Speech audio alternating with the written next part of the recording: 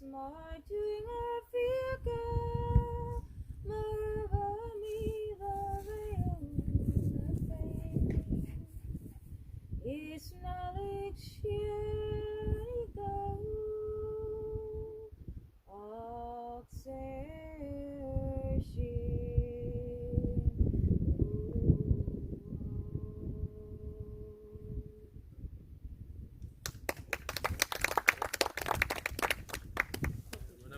Morris Hurley, Lay Reid. We'll have a minute's silence afterwards.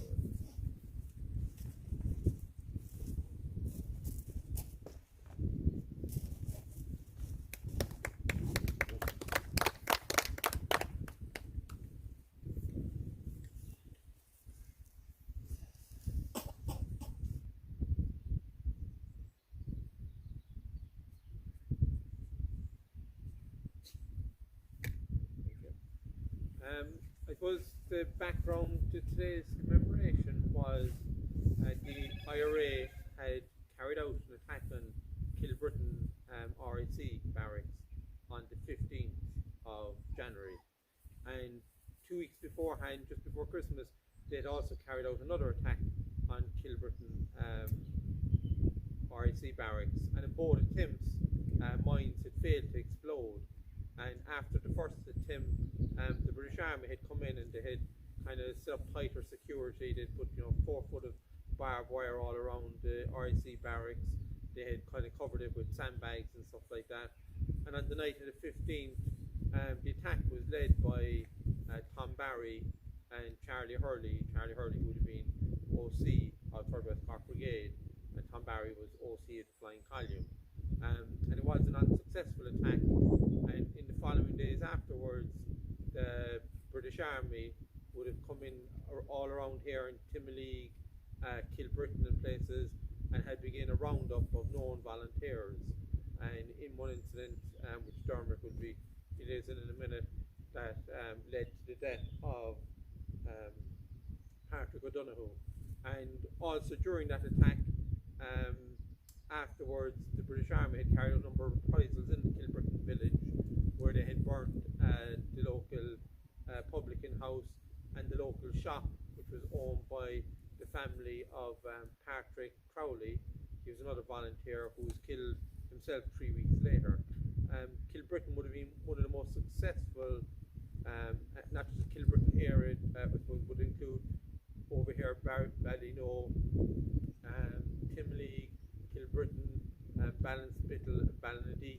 They'd have probably been one of the most active companies in the entire country.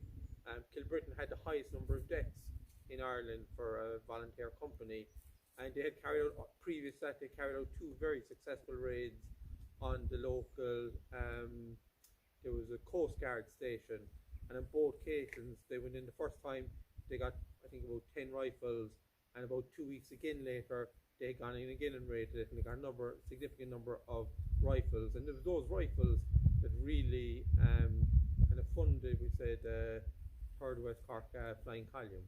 So maybe Dermot will give us a few words on volunteer Pádraig Donnabhán. Gur mágad Tomás.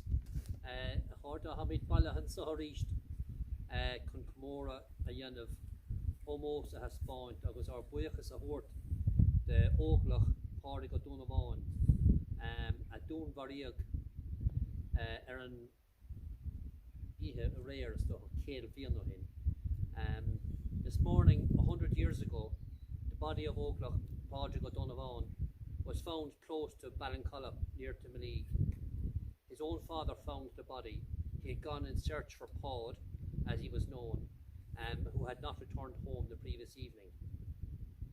Pád was the only son of John and Margaret O'Donovan, farmers. He had 2 sisters, Hannah and Margaret.